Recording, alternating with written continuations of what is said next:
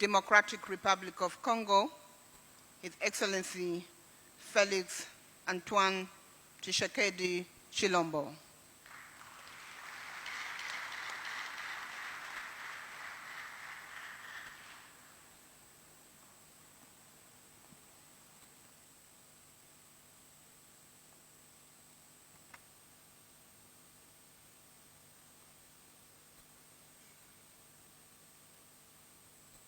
Excellences, Monsieur le Président Hage Geingob, Président de la Namibie et Président en exercice sortant de la SADC,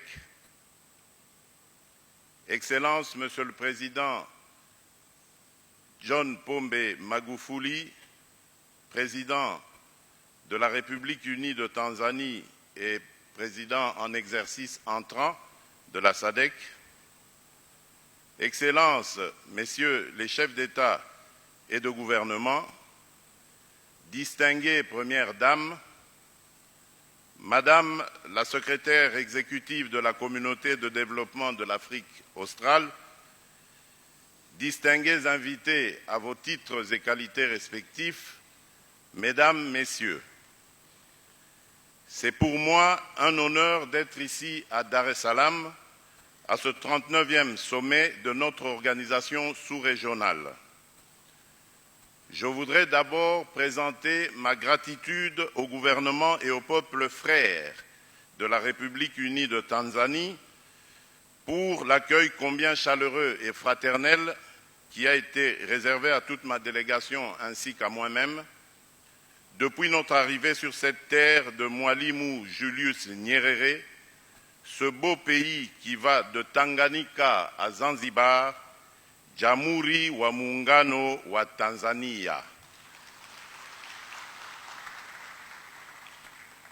J'aimerais aussi particulièrement féliciter le président tanzanien, John Pombe Magufuli, qui va être élu président en exercice de la SADC. C'est aussi pour moi l'occasion d'exprimer ma gratitude au docteur Hage Geingob, président de la République de Namibie et président sortant de la SADC, qui a fait avancer le programme d'industrialisation de la région. Ce programme a mis l'accent sur le développement des infrastructures, l'autonomie des jeunes, la promotion des droits de la femme et le développement durable, objectifs qui me tiennent à cœur.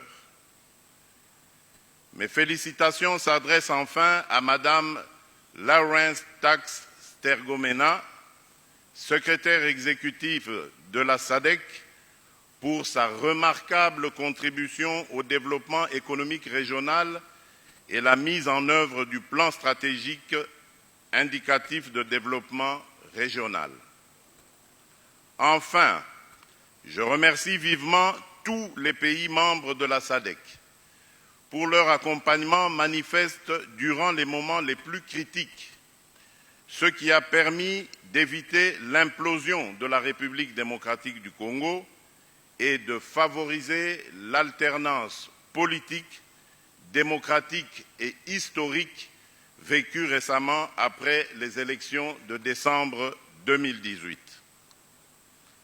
Mesdames et Messieurs, je prends l'engagement solennel de n'épargner aucun effort pour que mon pays, la République démocratique du Congo, avec votre accompagnement, recouvre rapidement dans sa partie Est la paix et la stabilité pour lui permettre de contribuer efficacement au processus d'intégration sous-régionale.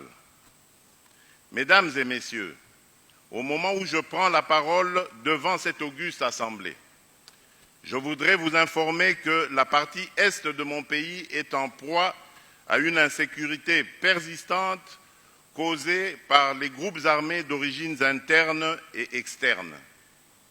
Le plus redoutable de ces mouvements armés est celui des ADF-MTN,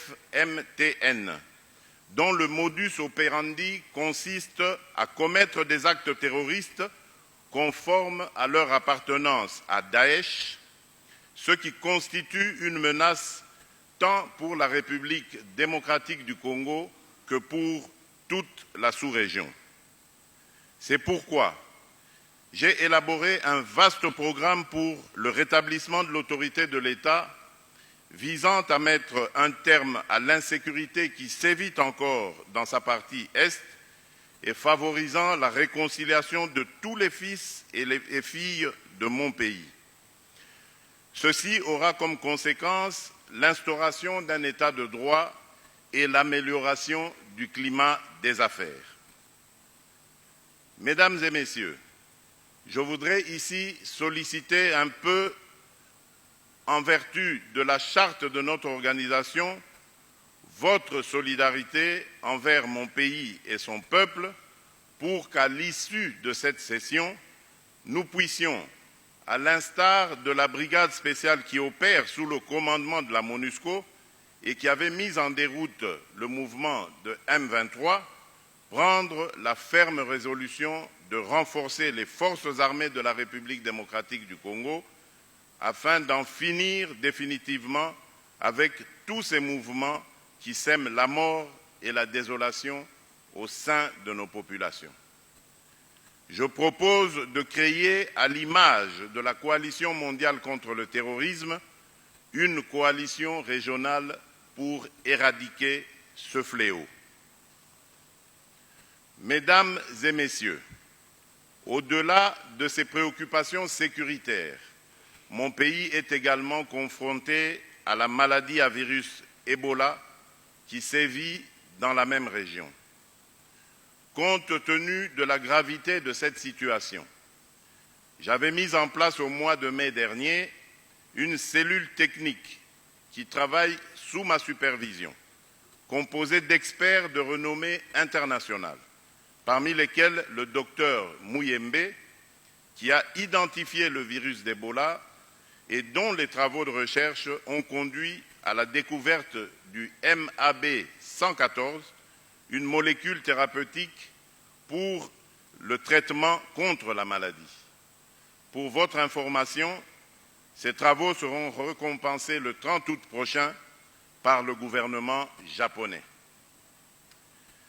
Cette stratégie de riposte nous a permis de mettre à l'abri la ville de Goma et de poursuivre l'éradication dans les autres parties qui seraient affectées, tels les 2 cas détectés avant-hier à Bukavu. En même temps, le Rwanda, pays voisin, l'Organisation mondiale de la santé et la République démocratique du Congo se sont accordés pour adopter des mesures communes préventives permettant de renforcer la riposte. C'est ici l'occasion pour moi de saluer l'élan de solidarité qui s'est manifesté de la part de nos partenaires bi- et multilatéraux pour leur accompagnement et leur soutien. Je puis enfin vous rassurer que je ne ménagerai aucun effort pour relever ce défi. Mesdames et messieurs, pour revenir au thème de la présente session, à savoir un environnement commercial propice au développement industriel inclusif et durable, à l'accroissement du commerce intracommunautaire et à la création d'emplois, laissez-moi vous dire que ce thème me conforte d'autant plus que mon pays, la République démocratique du Congo, qui partage ses frontières avec 9 autres pays, possède des atouts innombrables.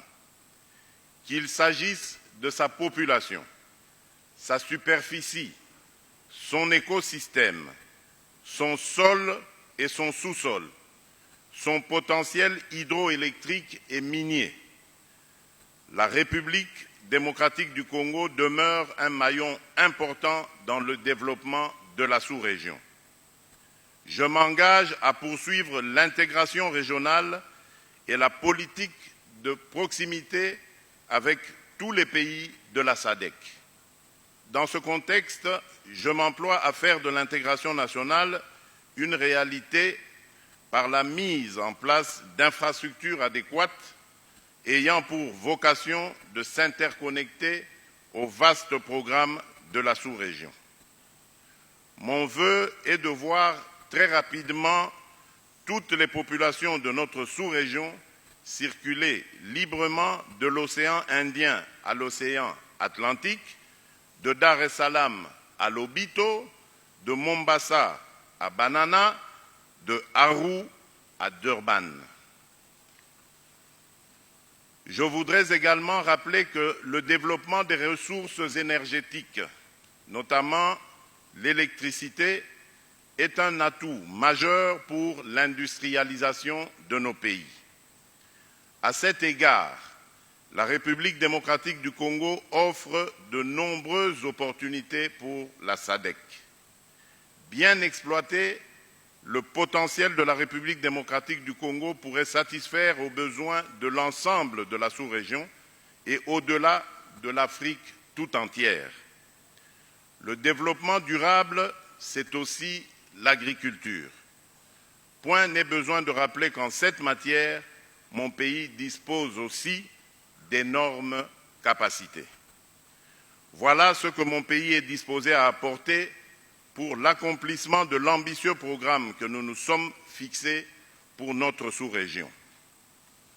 Excellences, Monsieur le Président Hage Geingob, président de la Namibie et président en exercice sortant de la communauté de développement de l'Afrique australe, Excellences, Monsieur le Président John Pombe Magufuli, président de la République unie de Tanzanie et président entrant de la communauté de développement de l'Afrique australe, Excellences, Messieurs les chefs d'État et de gouvernement, distinguées Premières Dames, Madame la secrétaire exécutive de la communauté de développement de l'Afrique australe, distingués invités à vos titres et qualités respectifs, Mesdames et Messieurs, pour terminer, j'ai la ferme conviction que les assises du présent sommet aboutiront à des propositions concrètes afin de créer un environnement commercial et sécurisé propice au développement industriel inclusif et durable dans notre espace SADC. Au nom du peuple congolais et au mien, je souhaite plein succès aux travaux et délibérations du 39e sommet de la SADC. Kwa niaba ya raia wote wa Kongo na mimi mwenyewe nawatakia mafanikio mema ya kazi yetu.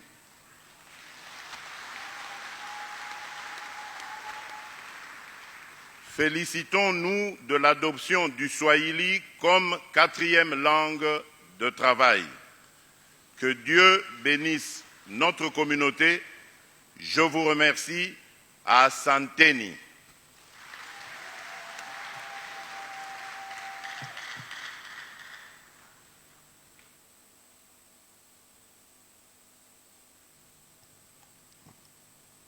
Thank you, Excellency, from the Democratic Republic of Congo. Okay. Thank you. The next session.